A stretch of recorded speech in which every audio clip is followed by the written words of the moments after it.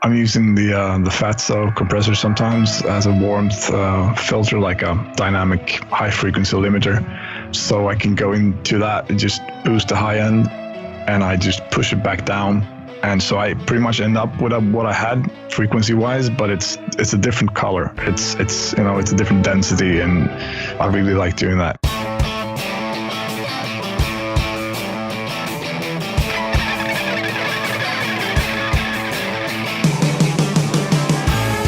Welcome to Recording Studio Rockstars. I'm Lid Shaw, and this is the podcast created to help you become a rock star of the recording studio. Hey Rockstars, it's your host Lid Shaw, and welcome back to Recording Studio Rockstars, bringing you into the studio to learn from recording professionals so that you can make your best record ever and be a rock star of the studio yourself. My guest today is Cristofer Odqvist, an audio engineer, sound designer, and music producer based in Stockholm, Sweden. He has run a recording studio in Stockholm for several years where he's written, recorded, produced, and mixed music and commercials for television, film, radio, and recording artists, and has accumulated extensive knowledge about the process of recording and mixing. Cristofer has also been active on social media since 2013, writing about tips and tricks for music producers. He's written numerous articles for the ProAudiofiles.com, as well as the Scandinavian printed magazine Musicians Magazine. Recently, Cristofer wrote and published Making Sound, a book that digs deep into a great number of techniques and philosophies related to any kind of music creation, audio mixing, and recording. I'm psyched to have Cristofer on the podcast with us today. We've been trying to coordinate this interview for a while. Chris has some great teaching for you today and is going to be sharing with us 7 studio concepts for making better records, taking right from his book, Making Sound. Please welcome Cristofer Odqvist to Recording Studio Rockstars. Chris, are you ready to rock, my friend? I'm ready. Did I pronounce your last name? Yeah, it was actually great. Okay, good. Better than I forgot to ask just before we started. No, it was really great. So, Chris, and do you like to be called Chris or Cristofer? Chris is fine. Okay, Chris, tell us how did you start out in recording? Share a story about the beginning of doing that. Yeah, I started playing music pretty early on, playing in bands and producing music at home. And it took me a while to get into it professionally. I was actually, because didn't study music, I studied linguistics mainly, and started working as an editor and writing language courses, working as an editor for publishing houses. And so one day, the place I worked at, they didn't have a lot of work left for me. So they just told me, why don't you go to the studio where we record and see if they have a position for you. So I just called up the owner of the studio and started working there instead. Didn't really know much about anything. I knew you had to handle a microphone, but I didn't know anything about like signal flow. I didn't know how to work in the studio, basically. Yeah. Well, what's the music scene like there in Stockholm? I mean, I'm familiar with some pretty amazing bands. Obviously, we have some of the greatest pop song writers come from Sweden. And then the Cardigans were always one of my favorite bands in the 90s and 2000s. Yeah. No, it's pretty great. I think it's still one of the songwriting capitals of the world. I think a lot of people a lot of Swedish songwriters have moved to LA, but it's still a really the scene is really still alive. Is it warmer in Los Angeles than it is in Stockholm? Most of the time it is, yeah. Yeah. The summer is okay here, but the winter is long and really dark. So it's I think that's good for work ethics. You don't have many alternatives to do other things, so you might as well work hard. Right, you're going to get a studio tan in Stockholm, whether you're in the studio or out in the sun, or the lack of sun. Exactly. And then I like to kind of paint the picture of it because I haven't been there myself, and maybe for a lot of our listeners, they've never been there as well. But is there really an ice hotel in Stockholm, or is that further north from you? That's further north, yeah. That's up north. I think that it's built entirely out of ice. But that wouldn't be possible in Stockholm. It's not cold enough. Yeah. That's wild. And then, so talking about it being dark in the winters, because you're so far north, the sun during the winter months, the sun really almost doesn't appear, or it only comes up for an hour or two every day. Or something. It's dark when you go to work, and it's dark when you get home from work. So you don't really see the sun much at all, but there's some light, maybe from 9 to 3 or 4 in the afternoon. Then it gets pretty dark. So it's not enough to. So how does that affect the music world, the recording world? I mean, you talked about it in terms of you might as well be in a studio, but do you feel like it sort of cultivates more interest? Does the nightlife start sooner, or is it more, is it rock and roll time a little sooner? I don't think so, actually, no. Compared to the Southern Europe, it's probably sooner. But compared to like the US or UK, I'm not sure it is. But it's, sorry. I was going to say, and then in the summertime, it's sort of the opposite, right? The sun is up for hours and hours and hours. Yeah, exactly. It's the complete opposite. So it's probably dark just, I don't know, 4 hours, maybe 3 or 4 hours. So it's, that's not great either, I think. I think it should be dark at night and light during the day. But. So what's the attitude during that summer month? Is it, just like one big outdoor festival? It is, in a way. I mean, people start throwing their clothes off in early spring because they're just so eager to get out of this winter mentality when no one speaks to each other. So that's the summer is quite intense, I think. So it probably affects us somehow. You really want to get everything done.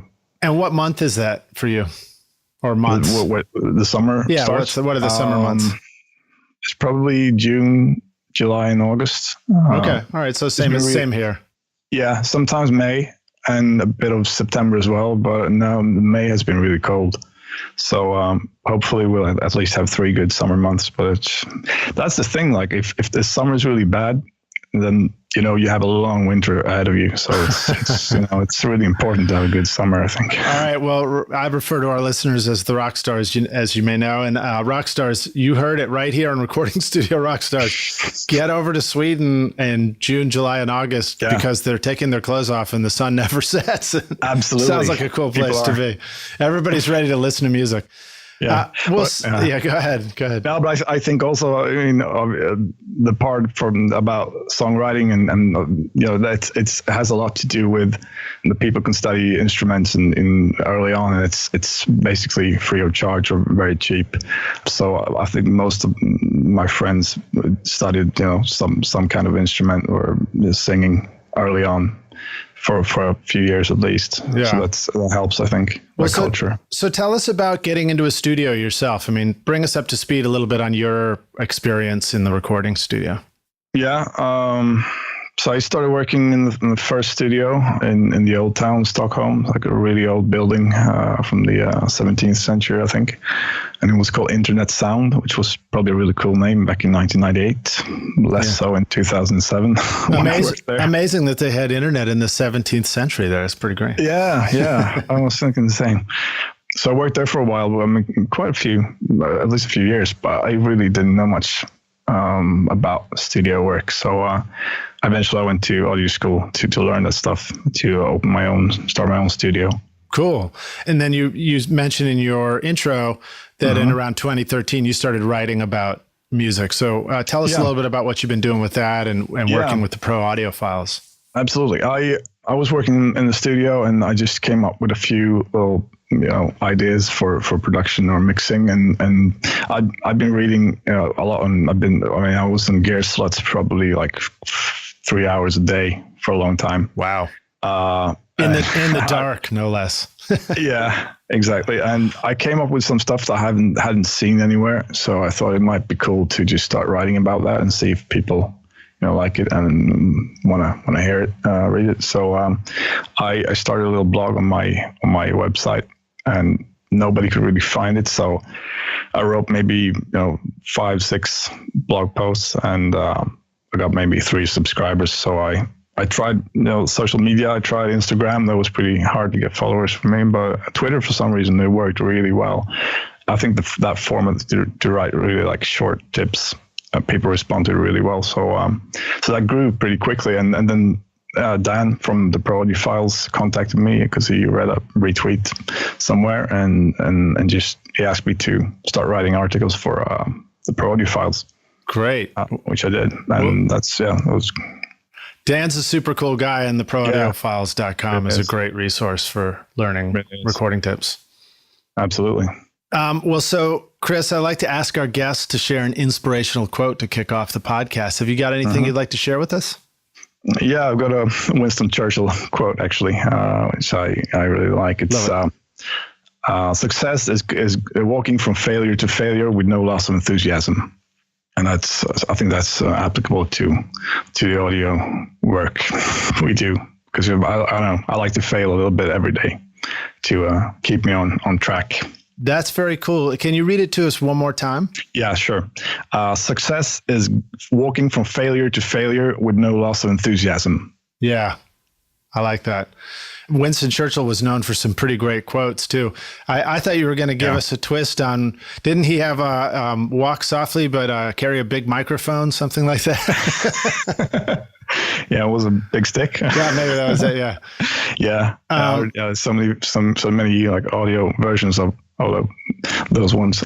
There's one from Hunter S. Thompson as well, I think, which is really not about the audio industry, but the one with Jared. Yeah, what is it? Like a room full of thieves and cutthroats, and I don't remember what it is. Yeah, and there's also negative side, I think. It's the punchline. Right. Well, so I like that a lot, and I think that it's a great analogy for recording. Obviously, you have to try so many things out, and you have to love it too, because it's that enthusiasm for the sound and creating it that drives us towards trying to figure out how to make a great sound come out of a pair of speakers or headphones. Yeah. And, it's like we have this love for the records that we appreciate and the sounds that we like. And that sort of drives that enthusiasm, even if what we're recording doesn't sound good to us coming out of the speakers yet. And I also find that remarkably, a lot of times what we are creating sounds a lot better than we give ourselves credit for, and that's just like, that's the artistic drive, right? Yeah, absolutely. I've spoken to and heard interviews with like really sort of great engineers, like some of the best in the business. And they say that most of the time, they don't really like what they do. Like they don't think it sounds good. So I think, everyone should just cut themselves some slack and it's probably good enough if you work hard at it and learn. So I think that quote also is really sort of good for the freelance lifestyle too. Failures can't put you off doing what you want to do, because it's going to happen all the time, and you just need to move forward. That's absolutely force with you. And the remarkable thing about that is I think that even when you have some great successes with your work, with your business, for me with this podcast, for example, or making music out of the studio, you're still running into all these failures along the way. So absolutely. It's a weird thing to get comfortable with, where you realize that it's not like it's tough now and it's going to be so much better later. It's more like you just have to get comfortable with it being tough all the time and not let it throw you off your course. Yeah, you have to embrace it at some point to realize that's the way it's going to be, and it's not bad. I mean, it's just part of it. Yeah, the sun will come out for a few months anyway. Yeah, and then it's dark again. So there will be another summer. So Chris, share with us. You've done a lot of stuff, and you've written this great book that we're going to talk about. But not everything has been a success, and you've been through some of those failures. So can you share with us a story about an important failure for you, or whether it was a nightmare in the studio or some other version? Yeah, sure. It was again the first studio I worked in, and it was one of the first projects I think. I was going to record voiceover for a couple of voiceovers for an American documentary, and the director was in New York, so he spoke to the actors over the phone and gave directions. So I really wanted to go smoothly, and I went into the control room and just turned up the fader, and it sounded really horrible. It's like it was a mic I've been using several times. It was a U87, so there's nothing weird about the signal, the chain, but it sounded really bad. So I started to panic a little bit. I ran into the live room and started trying out a different microphone. I went back to the control room. It still sounded really horrible. And I could hear them speak to the directors like, "Oh man, this guy's really professional. He's trying to find the perfect mic for each actor." And so I was trying to just keep a smile on my face. So after a while, I realized that the EQ that I had been sort of fiddling with a few days earlier was still activated. So I realized, okay, I just put everything back in default position and it sounded okay. But then I couldn't get any sound from the Pro Tools. Like when I played it back, there was just no sound in the speakers. So I had to call the studio owner and it's like, "Oh, there's no sound coming out of the speakers." And I was like, "Okay, so did you turn up the Pro Tools faders?" And I had no idea which one was the Pro Tools fader. And I realized afterwards that actually two of the faders had the letters PT written on them, but I didn't make the connection. So that's probably when I realized that I need to go to audio school and learn this from ground up, because no one's gonna be here and teach me.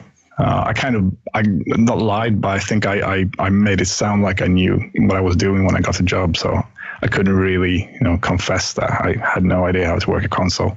Yeah. It's good that you had the balls to go apply for a job that had where you didn't have that qualification yet. You were willing to put yourself out there and say, "I can do it," because we do have to have that kind of confidence. Otherwise we don't really push forward through these barriers, career plateaus or whatever. But then it's also good that you recognize that you really needed to go do your homework. Yeah. And maybe sometimes it's better to say, "Listen, could you just give me like 1 hour at some time and show me a few things, because I really need to learn some things." Because I think I did that for too long. I just, came into work every day and just, I had this, anxiety because I didn't know if someone had changed something after the session. When I was there last time, I might not get a sound out of the speakers. So, yeah, it's not always a good idea, but it's good. It's a good way to get your foot in the door, to maybe be a little bit cocky, and then maybe you should sort of semi-confess that you need a bit of help. Well, and then it sounds like your aha moment was that you needed to go to school and study this stuff. Yeah. Fast forward, and you've gone to school, you've been doing this for a while, and you have now written a book where you're teaching a bunch of the knowledge you've accumulated. Can you tell us about this book a little bit? Sure. I was writing articles for the Pro Audio Files, and I really wanted to sort of dig a bit deeper. So I had the idea came up to write a book, and then I was contacted by someone who wanted to ask me to write a book for them.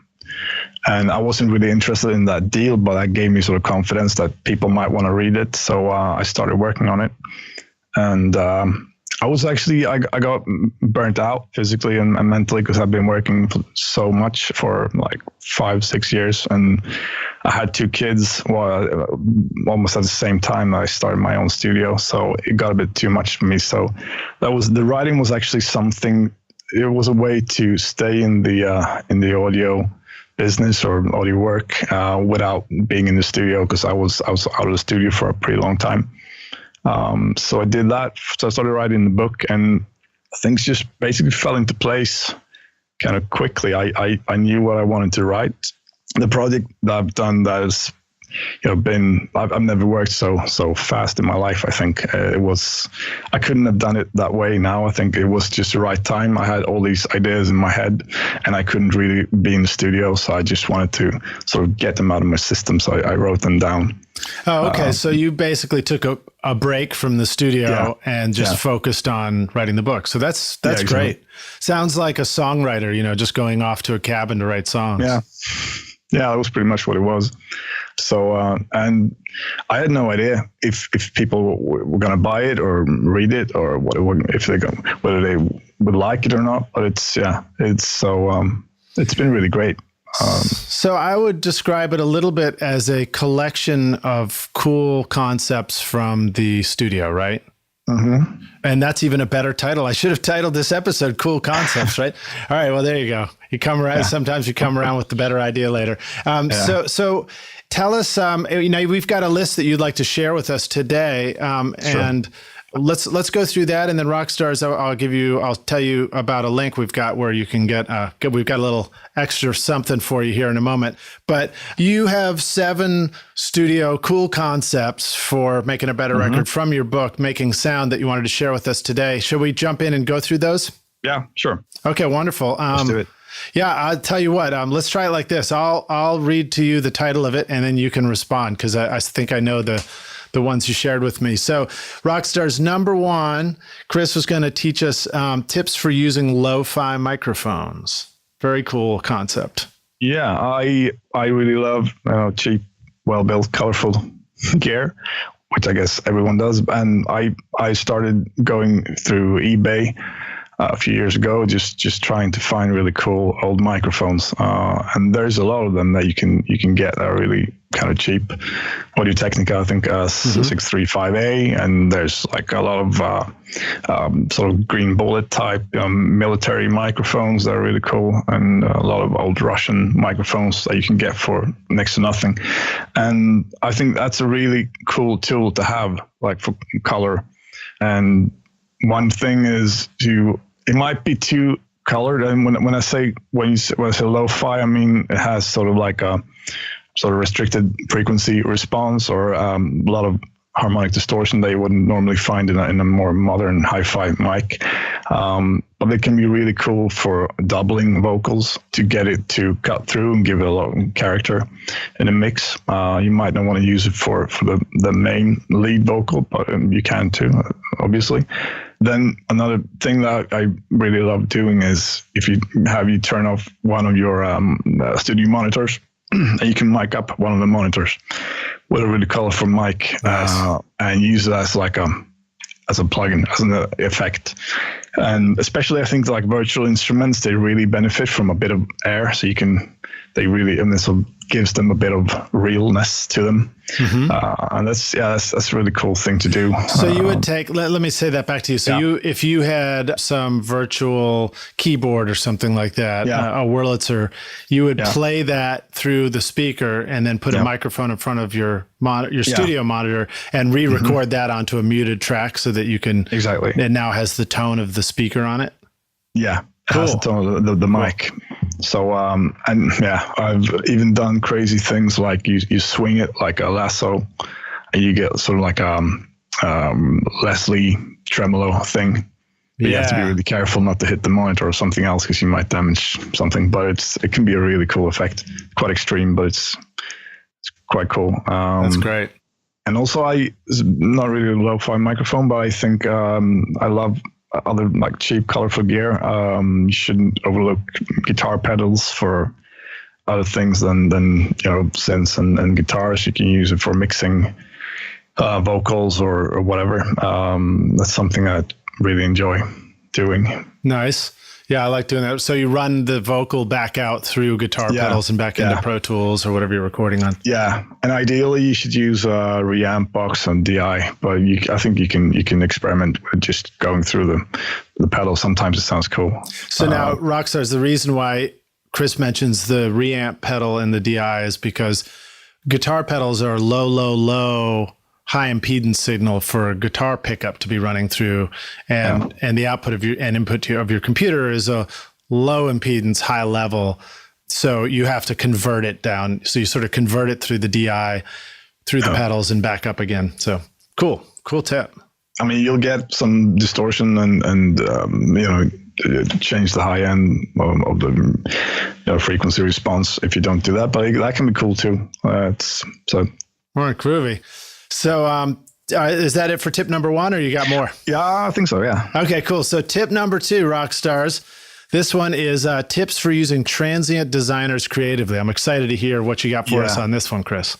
Yeah, transient designers, they're kind of my favorite tool. I think everyone that's followed me on Twitter for some time, they know that because I write a lot about transient designers. Should we introduce the Rockstars to what a transient designer is in case they haven't used one? Yeah. Should I? Yeah, go ahead. A transient designer is basically a tool that has two parameters there. You can adjust the attack of a sound and the sustain of a sound. So it's quite simple, but it's kind of a deep tool. You can do a lot with it. Yeah. So, I think the most common use is for drums to, get more attack on a snare drum or a kick drum or something. That's probably what people use it most of the time. Use it for that. But I like to get a bit creative with transient designers. So you can, I love it to use it on loops. Either if you recorded something and you don't have enough, you don't have all the dynamics of a track. Maybe you have a percussion part that you want to sort of stretch out and use for the whole song, but it's only like 4 or 8 bars. So you can loop it up and you can automate the attack of a transient designer. And it sounds really realistic. Like you get the dynamics. For instance, like a shaker, you can, because if you just do volume automation for a shaker, I mean, the volume is going to follow the dynamic of the song, but it's not going to sound like it's played, with more or less intensity. So when you automate the attack, the transients get, more defined if you turn it up. So it sounds like someone's shaking it harder. And vice versa. If you turn it back, it sounds like you play. Because when you play a shaker soft, the transients sort of almost disappear. They go more like a shh, shh, shh, shh. So that's a really cool thing. I love doing that. You can use that for anything that's a loop. You can use it for drum loops and percussion and shakers and keys or whatever. That's cool. Yeah. So Rockstars, like if you're shaking an egg shaker, for example, the harder you shake, the harder those beads are just smacking into either side of the shaker, and you get that hard transient. So I guess by bringing up the attack knob on the transient designer, it really makes it sound like you're shaking it harder. So that's a cool tip. Yeah, you might have to compensate a little bit with volume automation because it can get quite a lot louder when you turn up the attack. So you might want to back off the gain a little bit to compensate for that. But it's a really neat trick. So I would guess that first you automate the movement of the transient, the attack knob, and then afterwards you go through and you just ride the fader with automation to make sure it doesn't get too loud in the mix. Exactly. Cool. Well, so what else? I like using it for like guitar licks. When you do like a single string riff or something, you can really make it sound a lot more like it's played with more confidence. So I've done that a lot of times too. When something it doesn't really sound like they mean it, you can turn up the attack a little bit, and it sounds like they play with a lot more confidence. So it's like you hear more of the pluck of the note. Yeah, it sounds like they play the strings harder, is what it does. And you don't really get any artifacts like you would with if you compressed it hard. So that's really cool because I love the natural sound you get out of transient designers compared to like compressors. Very cool.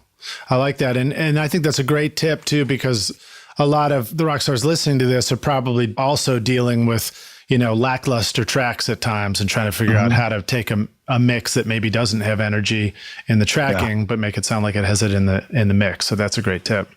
Yeah.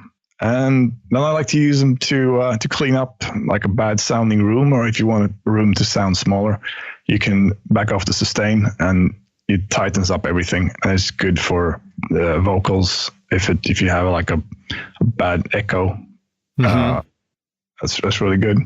And also, I think you can use it kind of like a top end EQ, because that's the thing also with compression. The attack will make something sound bright or dull. So you can use it. I think I like to think about tools like they do kind of similar things, but in different ways. So a transient designer or a compressor can be seen as the EQ, for instance. Cool. So that's something, that's more of a philosophy thing. Maybe not something I would grab if I want to add more top end, but it's something to think about when you use it. I think that you affect the perception of the frequencies, because it sounds brighter when there's more of a transient going through. Yeah, totally. Yeah, it makes sense. I think that a lot of times we reach for EQ because we want to just hear more detail in something, and maybe that's not always the best way to do it. No. Okay, so what's our next tip? Number 3 here is tips for dealing with people in the studio. Yeah. Can we just kick them out? Yeah, that would be the best approach, I think. But then we wouldn't get any money, so we need to handle them somehow. I think, to me, the main objective is to be professional, and that can mean different things depending on the client. Sometimes you have a client where you can sort of have a bit of make risky jokes with and fool around, have a good time, and be really relaxed. And some other clients you need to be more like business. Like there are a few mindsets I think work really well.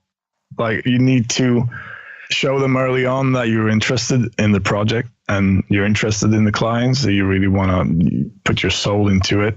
And I think if you don't feel that, you have to find a way to get that feeling like, okay, this is exciting, because it's going to show. I don't think you should be fake. I don't think you should kiss someone's ass, but I think you should actively search for some qualities that you like, so you can save that for like a sincere compliment that you might use later on when you need to boost someone's confidence, or you need to maybe deal with a situation that is a bit hairy. So that's something to just go in with that mindset, that you're trying to find good things about the people you're working with, and learn their first name as well. Yeah. It's really does work wonders. If someone says something and you can give them sort of a compliment, like, well done, Bill, or whatever his name is, or her. So I would comment on that and say that here, I try and get in the habit of keeping a clipboard right near the seat where I'm operating Pro Tools in front of the speakers. When a band comes in, I try and get names down quickly for all the different musicians and stuff, so that we've got them right away. And, sometimes we might put them up on the board in the back of the room too, or I might ask everybody, hey, put your name and your instrument up on the board. That's one way. It's sort of like, they're almost like signing in. Or the other is I'll ask people, or I'll ask an intern to go and, collect everybody's names. And that way, immediately through the talkback, you can start referring to people by name, because it does get really tricky. You're like, hey, guitar player, hey, bass player. It's pretty impersonal. Yeah, it does give them a sense of importance, like they matter to you when you learn the names. I think that, and it's not that difficult if you just make an effort, but it's really powerful. I think to give people like sincere compliments and learn their first names, that goes a long way to make them, have confidence in you, and the session usually goes easier and better that way. Yeah. And I think sometimes the client is really sort of, I don't know, they doubt you record something over and over, and they say, I don't know if it's quite there, and they really sort of, you can feel that they lose their confidence. And something I like to do when you this only works when you think, okay, this is actually good enough. It's just nerves. To come up with some small adjustment, like, okay, I adjust the reverb, or I do something, and then just sound really confident that, okay, now it just fell into place. Now it just sounds great. Nice. And you just sound like you mean it, and you will convince them to. And that's really sort of helpful in those situations, because it doesn't work if you think it sounds bad, if it's not going to cut it. But if you feel like this is good enough, this is just nerves, this is just doubts, then it's a really good technique to do. Yeah, I think that's a good one. So you've already recorded a vocal performance. They're burnt out and they're doubting themselves. Yeah. And they come in to listen, and then you listen and you go, oh yeah, let me try this. And you just tweak the compression and the reverb or something, and just change it a little bit, and then confidently say like, oh man, that sounds great right there. That just helps them relax. Yeah. That's good. That's with the singer in my band, he also can sometimes be, lose his confidence in his stuff, his vocal, when we do the recording. And there are many times where I hear it and I'm like, this is great. It sounds fantastic. I love it. Yeah. And I find sometimes, he just has to live with it for a while. But I like your tip, because it helps somebody relax and be more confident at that moment in the studio too. Yeah, there's so much psychology involved in being an engineer or a producer. It's just dealing with other people's feelings and egos, and it's. I think that's a big part of the fun part as well. Yeah. All right. Well, so more tips for people in the studio, or are we moving on to number 4? We can move on to number 4, I think. All right, groovy. And so let's see. What do we got here for 4 is ways to enhance your reverbs. Yeah. Like it. Yeah. It's reverbs are fun. I had the opportunity. I interviewed Joe Ciccarelli back in 2015. Cool. It was a lot of fun to just sit down with him for an hour and just hear everything he had to say. And one of the things that stuck was his way of using like real spaces, like reverb, to enhance the other like digital artificial sort of reverbs. His philosophy is that if you have a real space in the mix, the brain will sort of connect to that, and the other reverbs will sort of they will be perceived as real spaces too. And I don't know if that's true all the time, but it's definitely something that I think works pretty well most of the time. And so I've done that more than a couple of times. Just put your monitor somewhere in a room that you think might sound cool, and put a microphone somewhere else in the room and just start moving the microphone or microphones, if you want stereo image, and monitors around to try to get a bit of to get a good ambience. So this is like reamping your sounds through studio monitors out in the big room, and then remiking that. Yeah, I guess that's how they did, like they do chamber reverbs. They have a speaker in there and a microphone. Yeah. And like some people swear by recording in bathrooms, stairwells can be really cool for like a really long reverb. So that's really cool. And I've done impulse response recordings, and that's cool too. But it doesn't sound as alive and real as actually recording a real room. So and recording a real room is actually such an easy thing to do, really, isn't it? Now, would you do it? Let's say you recorded drums in a space. Would you set a pair of speakers out where the drums are and reamp those drums one more time in that room? I mean, would you use the same sort of medium, small space that you already recorded everything in, or do you feel like it needs to be a new and different space most of the time? I've never done that. I've always done it in a different space, oftentimes a larger one. But I've done it actually mostly, I think, for drum machines and stuff like that I think needed a bit of realism.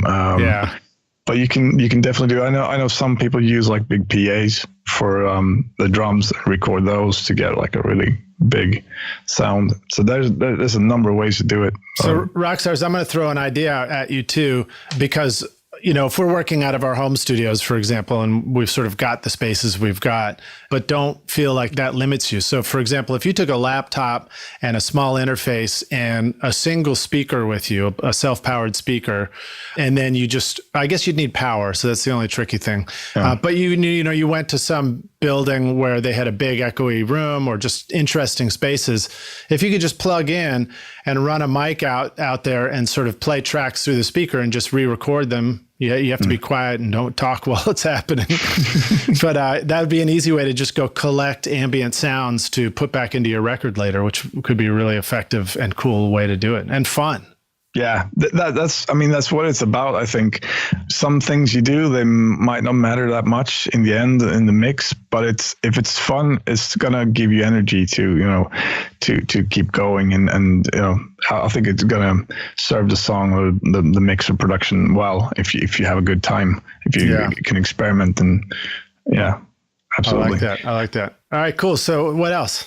I like gates for reverb, and not really the old 80s snare gated reverb, but for lead instruments like synths or lead guitar, vocals, I like putting insert a gate before the reverb. So you can either let the dry signal open up the gate, and then you get like a really big sound, but as soon as the note stops, there's silent, there's no reverb. So you don't get the sense that it's really sort of far back. It's not like it's in a big room, because the brain doesn't hear the tail, so it doesn't interpret the sound as being in a big room, but it gets it sounds really big. And okay, so we're talking about putting the gate after the reverb, but triggering the gate by the dry guitar. Yeah, exactly. Well, if you put the gate before the reverb and you play the guitar, don't you still hear the tail of the reverb afterwards? Oh, yeah, you're right. Sorry. Yeah, you're right. Yeah, you have to put it after the reverb. Right.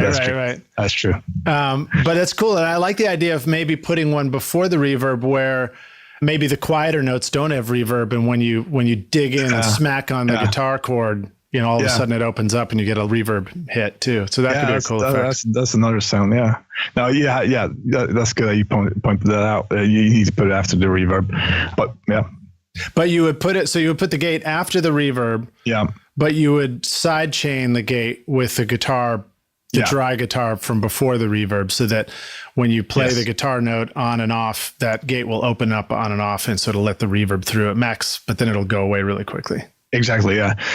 And you can do the opposite too. Like you switch the gate, so the dry signal will close the gate, so it's open all the time, and then when something is played or sung, the gate closes. Ooh, I like that one. That sounds like fun. That's a really cool effect, because you get sort of like a pumping reverb tail, because there's no reverb while the vocals or synth or whatever is playing, and so it's really up front, but then you get this tail that sort of comes up between the notes. It's a really cool effect. All right, cool. So any more reverb tricks, or do we move on to number 5? So yeah, no, let's have a few more. De-essers, I think it's often overlooked. It's a great tool for reverb. So instead of putting it on just on the vocals, you can put it before the reverb. So you can have like a kind of bright reverb, but without the sibilance and all the bad frequencies that you don't want to hear in the reverb. And that can be used for anything like instruments, drums and whatever. That's a good way to tame your reverb while keeping them kind of bright if you want to. So Rockstars, we're talking about taking a vocal and feeding it to the reverb, but put a de-esser before the feed to the reverb so that the S's don't hit the reverb and it's more of the warm frequencies. Is that how you mean, Chris? Yeah. It kind of makes me think of the opposite too, which is I think about that. I've never really messed with this so much, but I feel like I hear people talking about that kind of 80s reverb where the S's do splash into the reverb. Yeah. And I think that maybe you could take a de-esser and just put it into sidechain listen mode so that you're only hearing the S's and have those feed the reverb. Yeah. It could be kind of a cool effect. Yeah. Yeah, I think everyone should listen to the Wham song, Wake Me Up Before You Go, and listen to those reverb tails, and they're so bright. You get all the S's and just like, it sounds crazy. I don't think you couldn't do that today, but it's a very distinct sound. Yeah, and R.I.P. George Michael too. Great band, great singer. Yeah. So, all right, well, very cool. So you said a few more. So we got more reverb coming? I think I got 2 more. All right, cool. This is like a kind of like a special effect to mute the reverb for like a bar or half a bar. You can hear that in the Tori Amos song. I think it's called A Sort of Fairy Tale, and it's kind of a cool effect because there's a bit of reverb on the lead vocals, and suddenly at times it just mutes. So it's like it's really so claustrophobic in your face for just a few seconds, and then it goes back to where it sits with the reverb.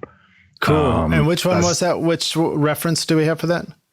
Tori Amos. Tori Amos, yeah. I think it's called A Sort of Fairy Tale. Okay, cool. It's the song. I don't remember the album. That's a really cool album. There's a lot of production tricks on there. So look for that. That's good to listen to. And I think the last one is a transient designer trick as well. I talked a bit before about cleaning up a bad room or making a room sound smaller by turning back the sustain. But something I like to do is, if you don't have a good sounding room for your drums, you can put a small room reverb on it and turn up the attack with a transient designer just on the reverb, and it really tightens it up, and you just get a really tight sounding room, some ambience around your drums, which I really like. And it really makes to my ear, some reverbs don't really respond well to drums and transients. But that really, it makes it sound tighter and like a better sounding reverb in a lot of cases. So that's something to try. Okay, cool. Great tip. I like that. I've been enjoying using the Transient Designer. I probably am using it in all the expected places, like on a room mic and on a snare mic. And so I really need to like think outside the box and start using it in some cool places like you're talking about. I should. Which one are you using? I think it's the SPL Transient Designer. I love that one. Yeah. I think that's the original one. Do you have some others that you want to mention? Yeah, I've tried a few. I really love the SPL one. Right now I'm using the one from Isotope, Neutron. Oh, cool. There's a transient designer in there. It got 3 bands, I think, like frequency bands. And I think that's really cool when you want to use it. But to me, I like the simplicity of just having 2 knobs, just one attack and one sustain for most of its uses. But it's cool to have different frequency bands as well when you need it. Yeah. That's one to check out. All right, cool. So moving on to tip number 5. Mm-hmm. All right. So tip number 5, ways to practice and become a better engineer. We don't need that, do we? Nobody needs practice, do they? Nobody needs practice. Yeah, I was talking to one of the great engineers. I think it was at NAMM a few years ago, and he said that it's strange because when people are learning an instrument, they practice. They practice a lot before they try to go to and perform live or even play with other people. But for some reason with engineering, audio engineering, people just start doing it and turning knobs and learning by doing.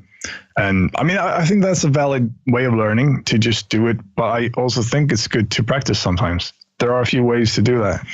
You can use, for instance, like it's a lot about training your ears as well. Mm-hmm. You can do like a reverb thing, like a stripped down version of a song, maybe just drums and a few rhythmic instruments like keys or a guitar or something, and adjust the reverb time until the reverb tail sort of goes away just before the next note hits. Okay. And first of all, turn up the reverb quite loud so you can really hear it and what it's doing.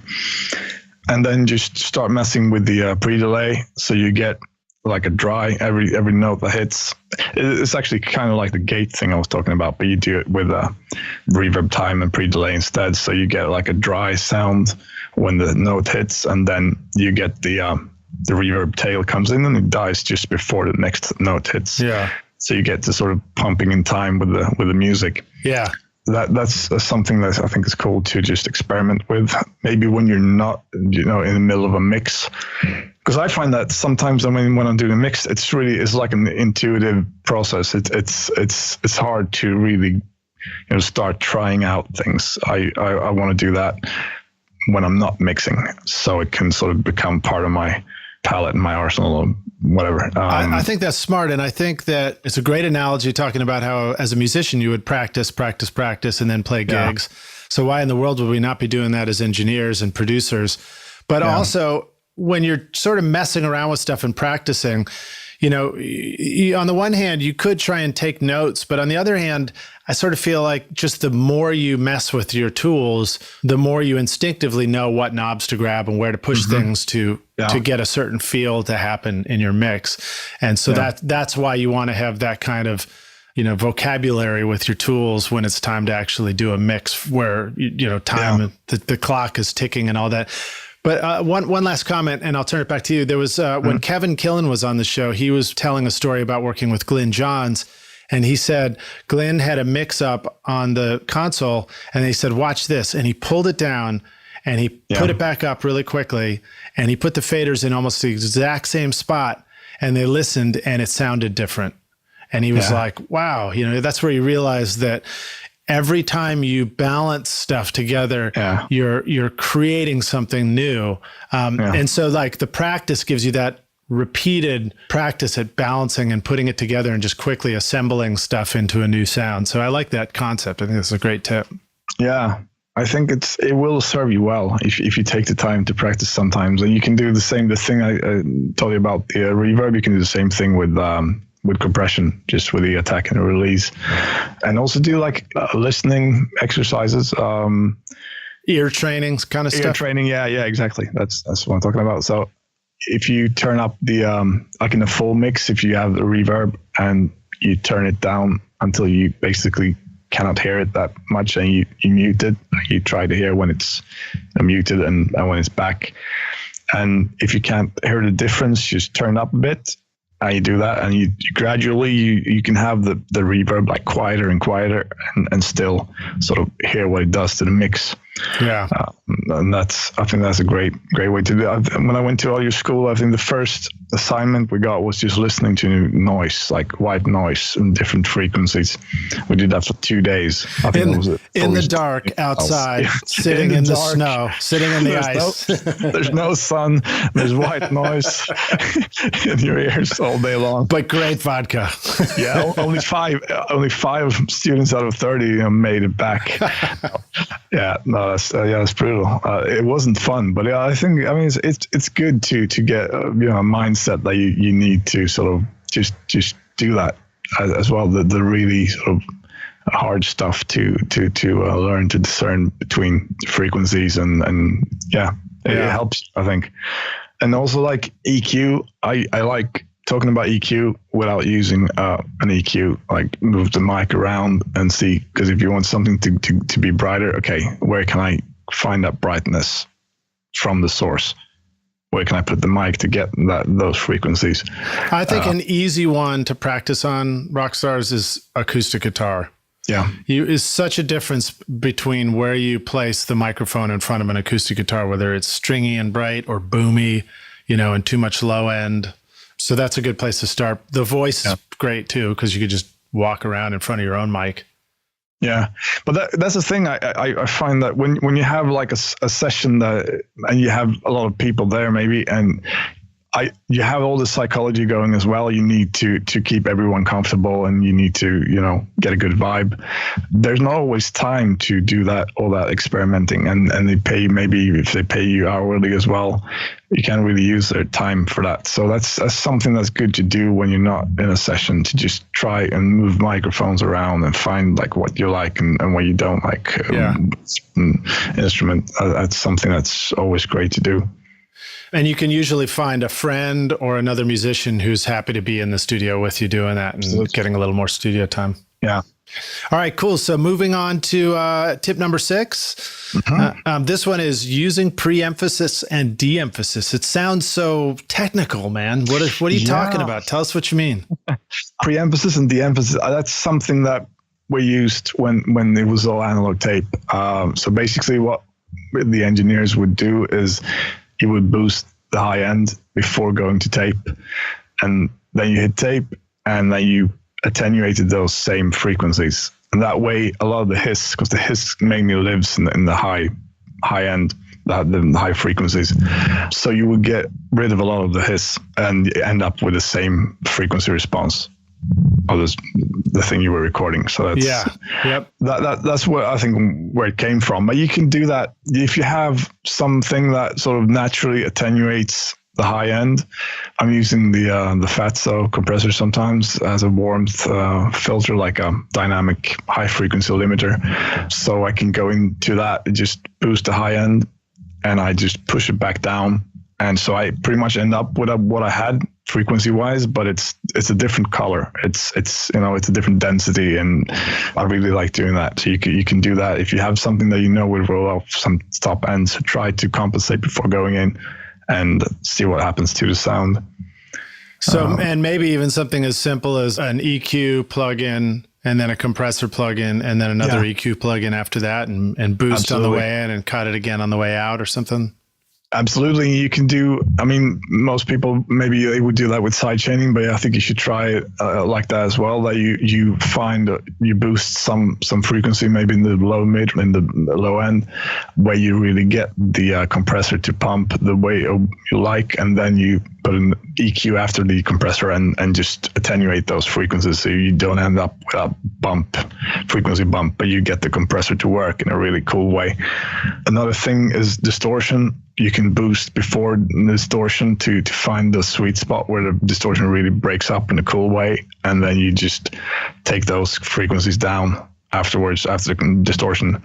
So I really like that concept. And I think, and also similar to that is to add EQ before compression. So if you have a vocal, you can add some high mids and you go into the compressor and it sort of tames the peaks. So you get less harshness, but you get that sort of presence in the sound, which you wouldn't get if you just compress it and then you go and you turn up those frequencies. That could be a lot harsher because the compressor sort of counteracts those spiky high mid frequencies, but you still get the brightness. So that's something that's really cool, I think. That's a good one. Yeah. Well, all right. So I think we have one more final concept, right? And this is number 7, the big 7. Yeah, the boring one. The ways to get the boring stuff done. Yeah. There's a lot of boring stuff in the studio, isn't there? There's a lot of boring stuff. Yeah, there is. I mean, it can be file, management or even like when you're working on, you have some really cool loops going, but you need to sort of arrange the song and put everything on a timeline. That can be something that you sort of... Is the number one way to get boring stuff done to listen to Recording Studio Rockstars while you're doing it? Yeah, that's the only tip I got. No, but there's some techniques. I think the main one I like is using a timer. There's a technique called the Pomodoro technique. Oh yeah, and you know that one? I totally know it. Yeah, yeah, and that refers to Pomodoro is a tomato in Italian, and it refers to those tomato timers, kitchen timers. So that's something that you do. So just there's something that you keep procrastinating and you don't want to do it, but you know you have to do it. Just put a time. Okay, I do it for 20 minutes, and that's when the timer goes off. Yeah, I can stop. I can do something else. But that is really effective to me because it gets you going, and most of the time you will be so in the middle of it. It's not hard anymore. You might as well finish it. And if you don't, I mean, at least you put 20 minutes into it, and you can do that. Next time you put another 20 minutes, so you keep going forward. But timers, I think that's such a good tool. Or it becomes sort of more fun because it's a challenge to beat the timer. And another thing is, while you're doing those 20 minutes, you're not allowed to do anything else. So you cannot check your phone or your email or, open another tab on your browser. You can only focus on that thing you're doing. But then after those 20 minutes or 25 minutes, some people do, you can, go for a walk or do something else, go and surf the internet. But that's like a holy, period of time, those 20 minutes. And that's, you can even do 10 minutes. And when you take that break, Rockstars, get up out of your chair, go walk around the studio for 5 minutes. Yes, absolutely. It's like it resets your brain, actually. It wakes you back up, and then you sit down fresh again. I just read a book, actually, about exercise, and it's so good for creativity. It really, they've done a lot of tests. So just go out for a run or a walk, and you will come back with better ideas. And that's really, it's a good tip too. Another technique that has been used a lot been proven effective in studies, mostly regarding exercise, but I think it can work for the boring stuff that you keep putting off. Is called temptation bundling. So what you do is you make a list. You do like a column with all the things that you should do, but you don't want to do them, and you make another one with things that you like to do, like pleasurable things, and you start linking them together. So, okay, if I can only do this when I do that. So with people do that when the exercise is like, hey, I can only watch my favorite sitcom when I'm on the exercise bike. So that you have sort of like you link the what do you call it? The good stuff with the bad stuff. Yeah, exactly. Yeah. It might sound a little silly, but I think it can work pretty well if there's something that you really. I mean, if you're a smoker, God forbid, you can only have a cigarette when you've done all the backing up of your files. Or something like that. Yeah. Yeah, I knew a songwriter once. She told me that she wouldn't allow herself a bathroom break until she had finished all her transcriptions for her instrument, but also okay for a bladder infection. So maybe pick and choose your temptation. Yeah. What is it? Temptation bundling? Is that what you call it? Yeah, it's called temptation bundling. Yeah. Maybe, don't take it too far. Yeah. Maybe going to taking a bathroom break isn't really a temptation so much as a That's more like a necessity. I think. Yeah. Yeah. So, all right, cool. Well, any other ways to get the boring stuff done? Or is that, are we done? Just have a podcast. Yeah, exactly. I think that's it.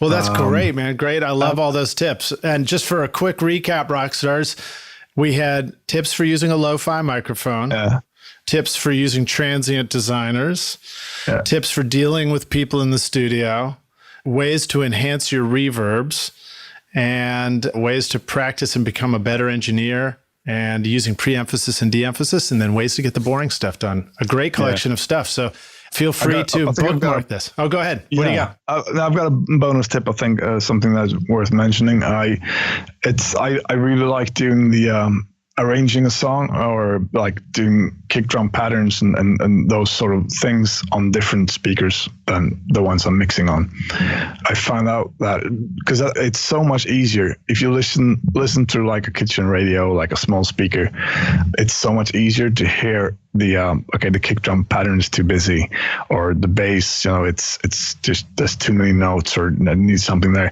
when you're not in the studio in front of like big near field speakers that are gonna you're gonna get the sub bass, and it sounds too good. You enjoy it too much. So listening, go to the studio and you do like you do the basic production, and go home and just plug it in like a crappy small speaker, and listen to the kick drum and the bass and how everything sort of fits together. And I usually end up deleting a lot of stuff, like this should be less things going on there, or I like using my iPhone speaker for that, just listening to songs back. Sometimes you can just tell so quickly if a vocal is out of tune, or if the timing is too loosey-goosey on something, because in the studio monitors, you have so much low-end energy that it sort of masks the experience of the other stuff.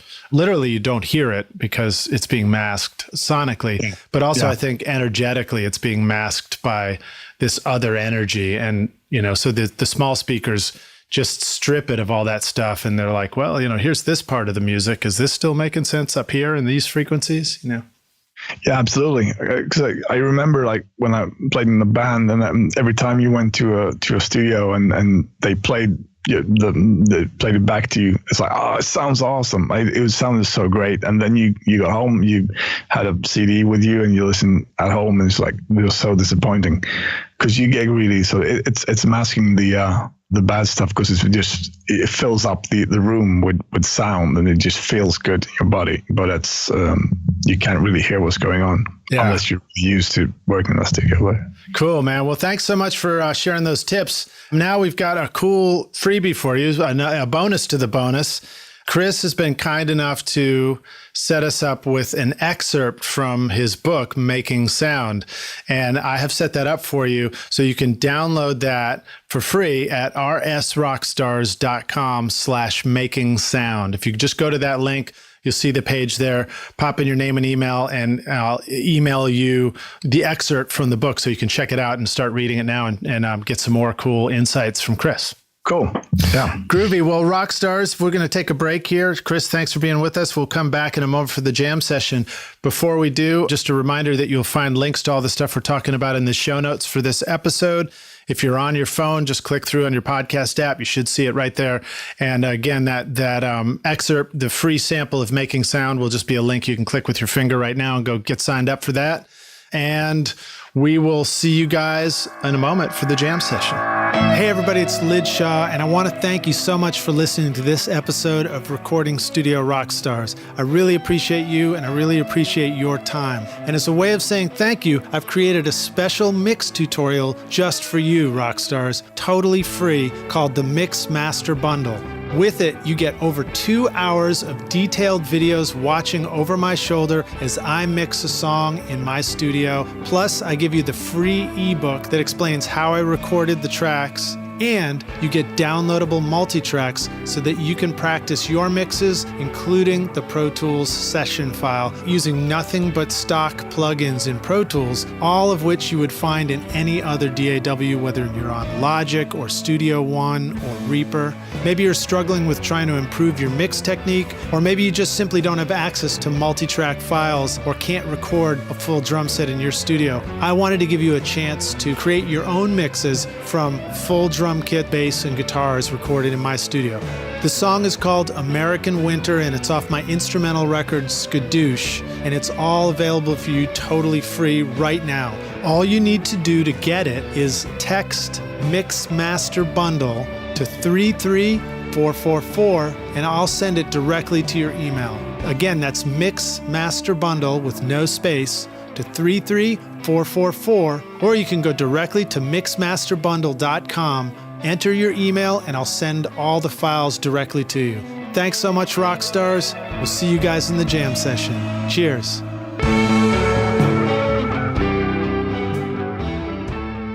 Hey Rockstars, it's Lid Shaw. We're back here with Recording Studio Rockstars, about to jump into the jam session with our guest today, Cristofer Odqvist. And Chris, are you ready to jam? I am. Sweet, man.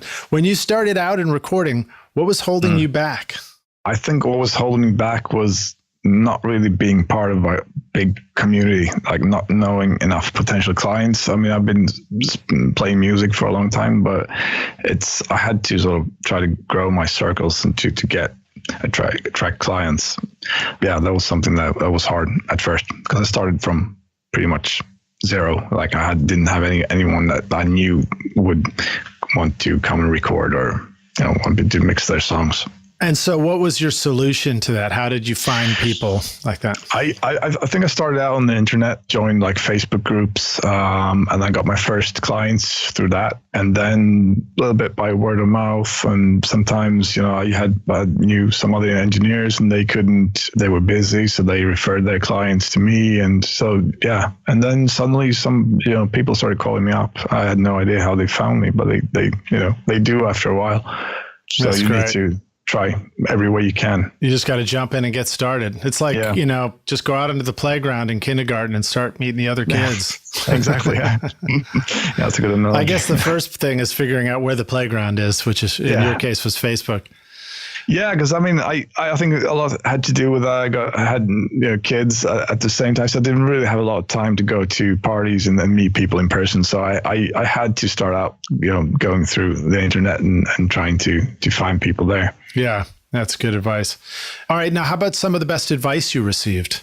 Yeah, I might have touched on this already, but I think it's like always pretend like you know what you're doing to keep the client relaxed and to, for them to feel like they're in good hands. I think that's really important. If something goes wrong, like suddenly there's distortion coming out of the speakers, I try to pretend like I'm adjusting something, like, okay, I just want to get this perfectly done.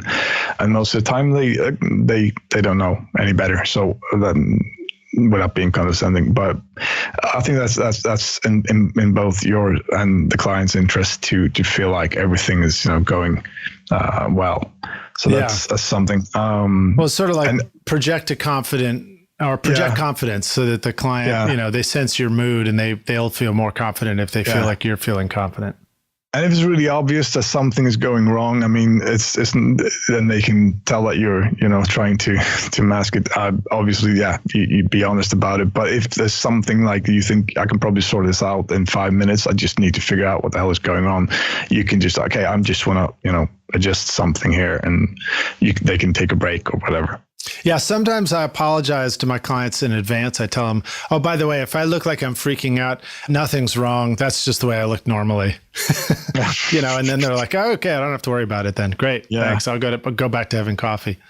It's strange because I'm quite like neurotic privately, but when I'm working, I don't know. I convince myself that everything is really, because I work so hard to make other people feel good. I it rubs off on myself. So I feel really sort of calm and confident most of the time, unless something goes horribly wrong. But, nice. Yeah. Well, now how about sharing a recording tip, hack, or secret sauce, something our rock stars could use today in their studio session? Yeah, I love like a whisper track to record that with your vocals. Record the lyrics whispering. Right on, man. That's cool. That would sort of increase intelligibility, and also if you turn it up a bit louder, it would sound kind of eerie, and it's a cool effect, but it can really help the people hear the lyrics of your song. So let me clarify that. We're talking about you have a lead vocal, and rather than just a regular double of it, you do a whisper double of the same track and maybe pan one left and pan one right, that kind of thing, or something different. Right.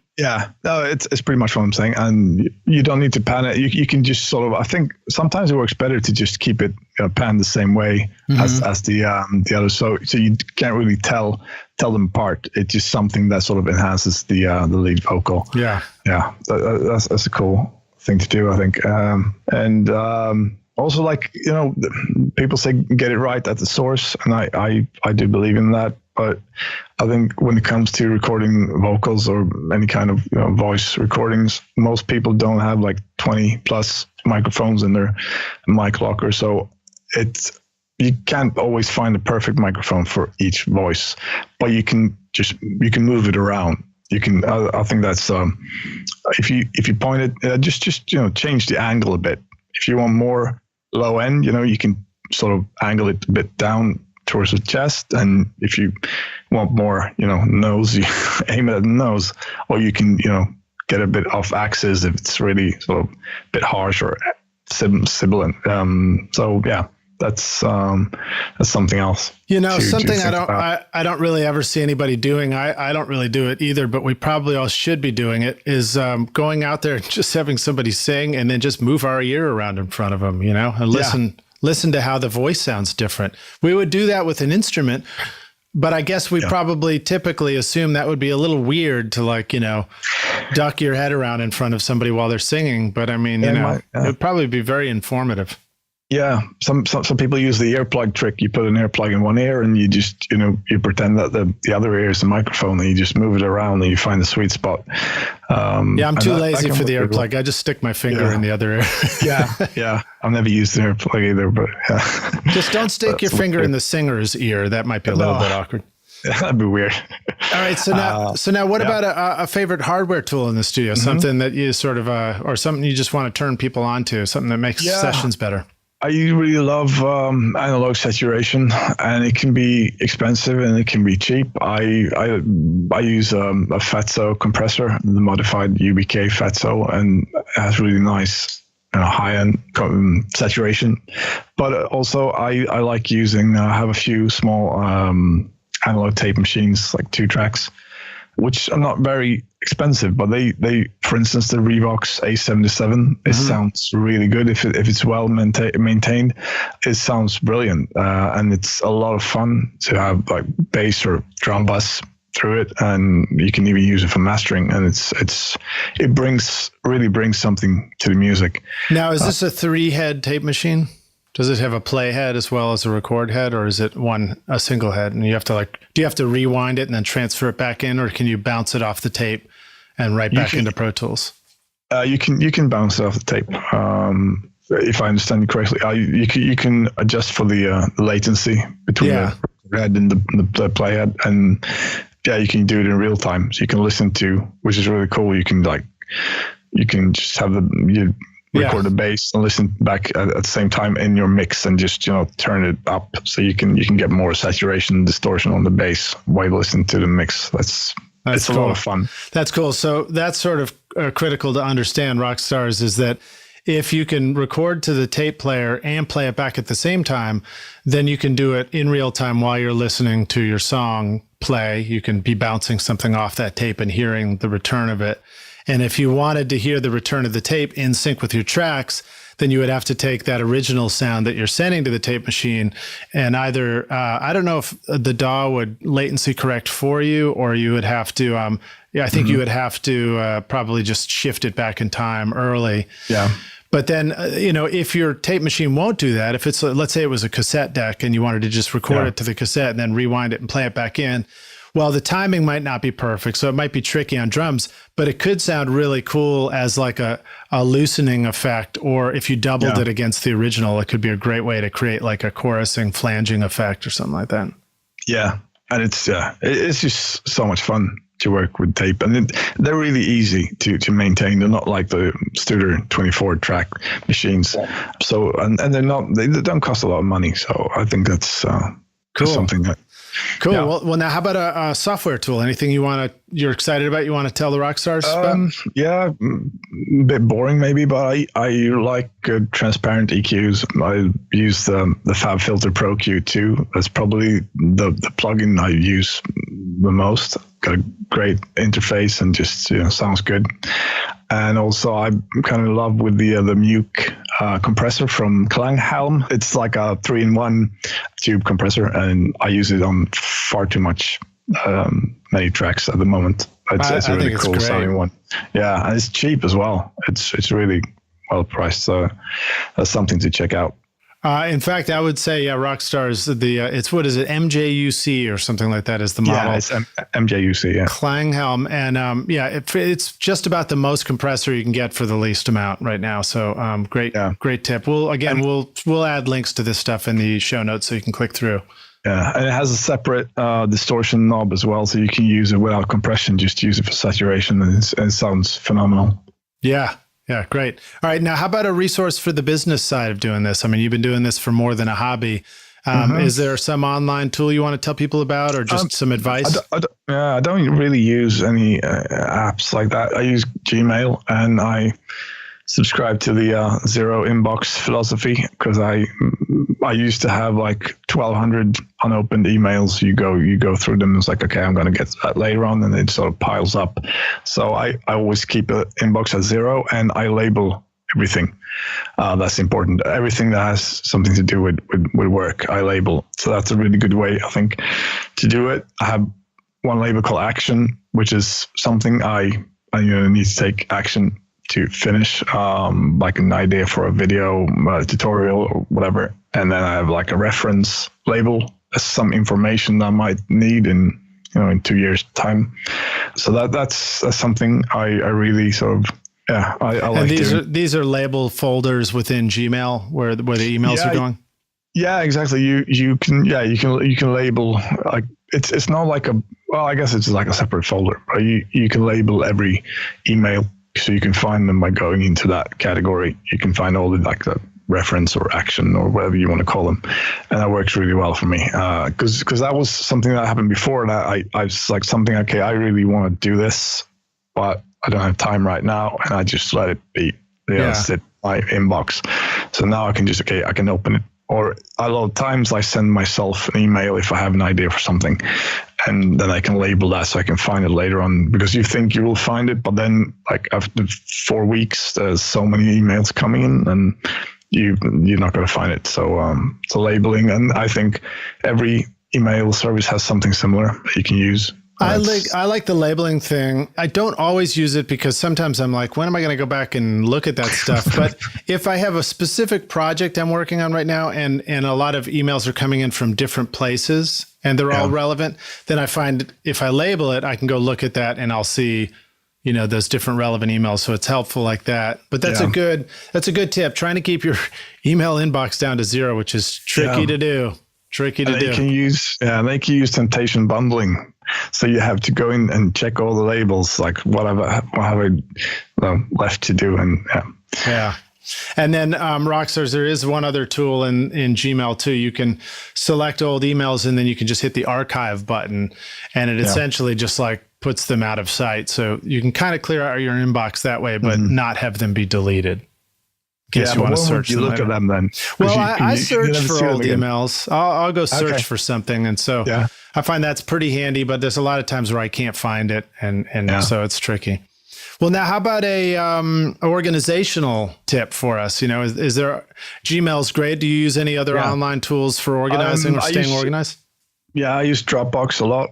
I think that's really great. I think the downside is you can't really see if someone's downloaded the file. But it's good because it's not gonna. If you use like Sprend or I forget the name. So Hightail is another one where you can send it. And the link will expire. So sometimes they don't download it in time and it will expire. And with Dropbox that doesn't happen. But you can't really see if they've downloaded it. So sometimes you end up keeping something in that Dropbox folder for a long time because there's no way to see if they. So But I generally, I think that's a good tool. I use that for most, work. Dropbox. Hopefully you're listening to Recording Studio Rockstars regularly. And this is our request to you to please put an expiring link in there, some kind of email or something that at least tells you that people have downloaded it. Yeah. That'd be great. Or maybe it's in there and it's hidden. Rockstars, if you know that we don't know this, but it's already there, please just drop a comment in the podcast on the blog post here or wherever and let us know. Yeah. All right. So now how about, let's see, these last two questions here, Chris, are both hypothetical, and you've sort of answered one of them a little bit anyway. But imagine that you had to kind of start over, or you're going to give advice starting over, and you wanted to have a simple setup to record with. You wanted to find people to record and make ends meet while you're doing this. What would you choose for those three? I like using a simple setup. Like I use the Apogee Duet a lot. When I'm not in the studio or when I don't want to hook it up to the console. So that's just having that in the laptop is great. And a few microphones, of course. Finding people to record. I think the best way to do if you can is just to go out and meet people and go to concerts and speak to people, people that are in bands or that's a really good way to get work. Yeah. What if you live in a town where you don't feel like there are that many musicians? I guess you can do like an online thing. I haven't figured that one out yet, but it's you can, if you have a small setup like that, you can move around easily. You don't need to be in a studio. You can go and record people wherever. So you can go to them. It's not hard. That's the beauty, I think. Nowadays, everything's just getting less expensive, and the quality is getting better and better, and you can just everything's portable. Yeah, more or less. So the possibilities are just endless. It's a great time too. In a way, there's less money in a lot, but you need less money to get into it and start working. So yeah. Well, now what about making ends meet? So do you advise somebody to, I don't know if you guys have pizzas over there. Yeah, we do. So do you advise that somebody delivers ice pizzas to start out, or do they look for work in recording? What's your thoughts about that? Sorry, can you repeat that? What advice would you have for making money to start doing this? A way to make a living? I think start by, I don't really believe in doing things for free, but you can start, get a sense of their budget, because you can't really charge people like when just a amateur band or you can't charge them too much. So try to get a sense of what they can actually pay you and work from there up and try to sort of adjust the way you work so you don't put too many hours into it. Because you can do like I maybe it was someone on your podcast that went around to live performers in the cafes and stuff and with like a Zoom recorder and recorded them, and they sold them the recording, and you can and it doesn't take long. You can do like easy, like really sort of things that don't take a lot of time. You're combining your networking with the actual work, so that's a pretty smart way to do it. And also, like if they don't have a lot of money if they have a small budget, just sort of give them advice like this you can do on your own, and just come here for the things that really, maybe recording the lead vocal and you can do a lot of stuff like the keyboards and stuff. You can just plug it in. Something that you need like a fancy equipment for that, and try to sort of figure out how you can give them a good result without having to do all the work for them, because then you have to sort of charge them for your work. So I think there are ways to do that. I've done that a few times. Like they do maybe the lion's share of the work they do themselves, and they come to you to do like the tricky part, the things that really sort of matter. That's cool. Yeah, I knew somebody who was taking a video camera to live shows, and he would do a one camera shoot, and he'd put a little hand recorder in the back of the room and get the audio that way. And then afterwards he'd contact them and he'd show them a video, and it was watermarked. And if they liked it and they wanted to buy it, they could buy it from him. It's sort of like, the photographer thing where you take a photo and then you sell the photo later. And I think if you do it in a smart, simple way that doesn't feel like you're trying to, rip off a band somehow, then I think people just really appreciate it, because they, what band doesn't want a great video and recording of a performance that they did that they felt really proud of, Yeah. You have to be really into it and show them that you're actually, you this is something that you love doing, and you're not trying to rip anyone off. Yeah, and it's also, it's not a big moneymaker, at least unless you really come up with a clever way to do it. It's more like a little bit of extra to sort of pay for your time to go out and do it. And then again, the networking, if you meet bands that come back and they like what you recorded, and then they realize that you could do a whole record for them at the studio, that's when you start opening doors. So cool tip. Absolutely. All right. So here comes the last question, Chris. This one is, we're going to take the Wayback Studio machine, and you're going to go back, find young Chris, tap yourself on the shoulder, you turn around, what are you doing here? And you say, well, I've come to give you this single bit of advice. Here's the most important thing you need to know to be a rock star of the studio one day. What would you tell yourself? I don't probably to be bolder, to not worry too much, and just try to, as long as you do your best, you can only learn. You can't really fail, because you will learn from failure as well. So I think just to be a little bit cockier and just go out and tell people that you can, do the work. Nice. Be bold, rock stars. Yes. Well, Chris, it's been an absolute pleasure to have you here on the show, and I love all the tips. You've given us a ton of great insights into the studio. I think people are going to really love listening to this. Rock stars, I want to remind you once again that you can download the free sample of Chris's book, Making Sound, at the link rsrockstars.com/making sound. And of course, I'll include that right in the show notes too, so you can just click through with your finger right now if you want to and save it for later. Chris, let our rock stars know how they can find you, follow you, and learn more about you. Yeah, you can. The best way is probably through Twitter. I need to actually check this myself. So it's Magnetic Sound, but it's without the vowel. So it's at MGNT Sound. Twitter at MGNT Sound. That's my Twitter account. Okay, cool. And the same, I have the same on Facebook as well. It's the same thing, MGNT Sound. Okay, cool. And then Rockstars, another reminder, Chris, you are publishing articles like crazy on theproaudiofiles.com. And so if you go to that link, Rockstars, you should be able to find a ton of articles from Chris as well. Yeah. Making video tutorials as well now. So all right, groovy. Check those out. Well, and then just one last reminder, rsrockstars.com/making sound. Go get a free sample of Chris's book, and you can start reading it now. Chris, thanks again so much for being with us on Recording Studio Rockstars. I look forward to meeting you in person sometime. I hope to come to Sweden sometime. I'd love to. Yeah, that'd be really cool. Come check it out. I've never been there, and ice hotels. And should I come during the winter months or the summer months? I'd say the summer months if you want to go to Stockholm. All right, cool. Maybe if you want to go up north, go in the winter, but yeah. And do you guys really have Swedish pancakes there? The same kind that I've grown to love here in Wisconsin? Yeah, the thin ones. Yeah. Yeah, I love them. Yeah. With lingonberries.